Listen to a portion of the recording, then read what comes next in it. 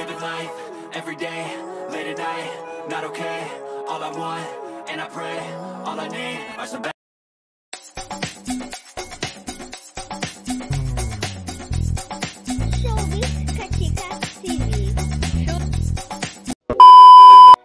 Hello mga kachika! Usap-usapan nga ngayon sa social media ang talaga namang bonggang-bonggang nakakagulat na balita kung saan magkasama nga si Sue Ramirez at ang aktor na si Dominic Roque. Magkasama nga ang dalawa sa isla ng Siargao at ito nga ay naging usap-usapan dahil nga sa kanilang very trending video na kumakalat nga ngayon sa social media. Ito nga ay kung saan si Dominic Roque at Sue Ramirez ay talaga namang game na game sa kanilang kissing scene. Kaya pala isipan nga ngayon sa mga netizens at sa kanilang mga fans kung sila nga ba ay magjowa na or nagkataon lang na meron silang truth or dare at yun nga ang idinare kay Sue Ramirez ng kanyang mga kaibigan. Ang ilan naman sa mga netizens ay napakomment na mukhang hindi naman daw naghahalikan ng dalawa dahil mukhang ito ay nagbebeso-beso nga lamang.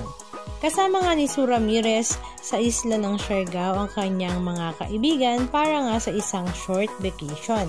Samantala si Dominic Roque naman ay mag-isa nga lang lumipad papuntang Siargao.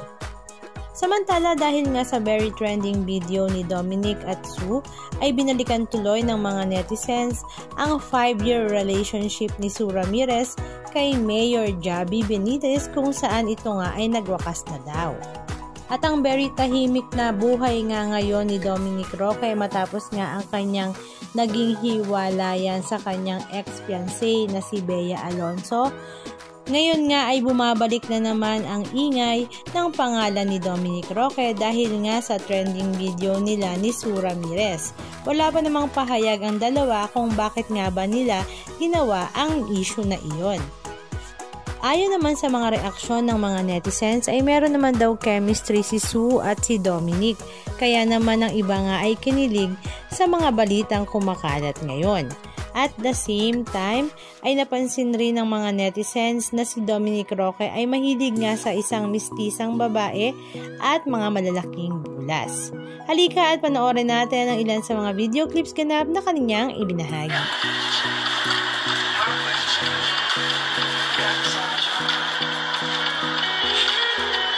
Guys, yung friend ko single, naghahanap.